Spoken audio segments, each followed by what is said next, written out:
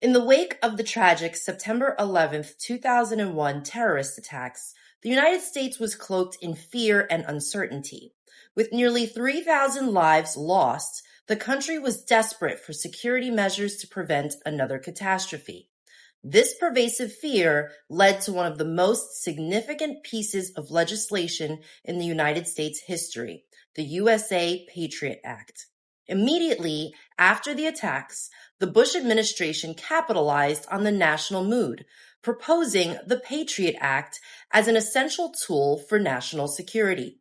The act, an acronym for Uniting and Strengthening America by providing appropriate tools required to intercept and obstruct terrorism, was not a novel concept, but a collection of previously rejected surveillance measures. Under the urgency of post-9/11 America, these measures were rapidly passed, with Congress expediting the process due to the fears of imminent threats. The act expanded government capabilities of surveillance, allowing for secret searches, broad data collection, and reduced privacy protections, all under the banner of protecting national security. The Patriot Act's passage was marked by a lack of thorough debate or public scrutiny, with only one senator dissenting in the Senate, warning of the trade-off between liberty and security. This legislative rush underscored how fear can be used to bypass normal democratic checks and balances, leading to laws that significantly alter civil liberties. Today we face a similar scenario with the rise of drone technology.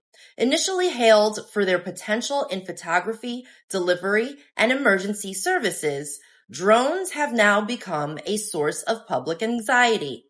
Media reports of drones invading privacy or posing risks to aviation safety have fueled a new wave of fear. Social media platforms are littered with concerns about government overreach and privacy invasions. In response, the government is once again contemplating legislation suggesting stringent controls over drone usage, including mandatory registration, flight path restrictions, and preemptive surveillance of drone users.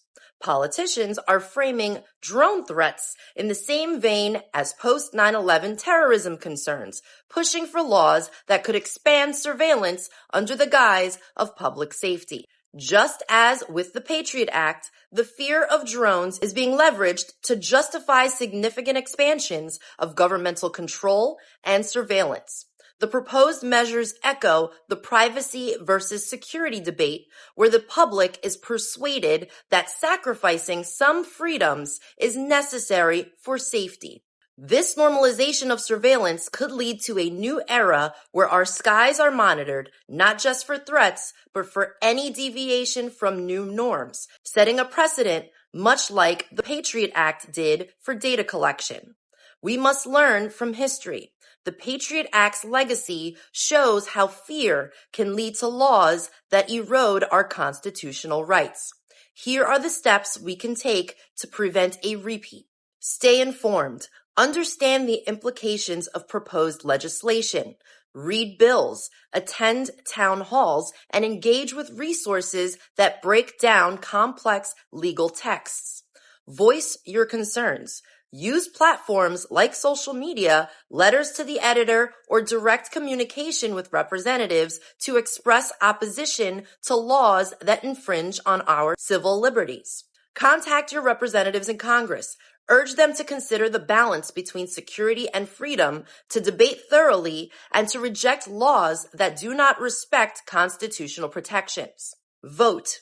Elect representatives who prioritize civil liberties alongside security. Remember, your vote is your voice in shaping policy.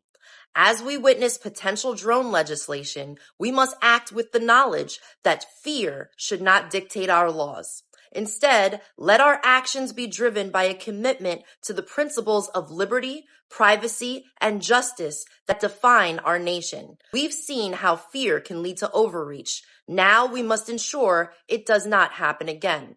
Let this be a call to action to protect our freedoms, not just in times of peace, but especially in times of fear. Thanks for listening.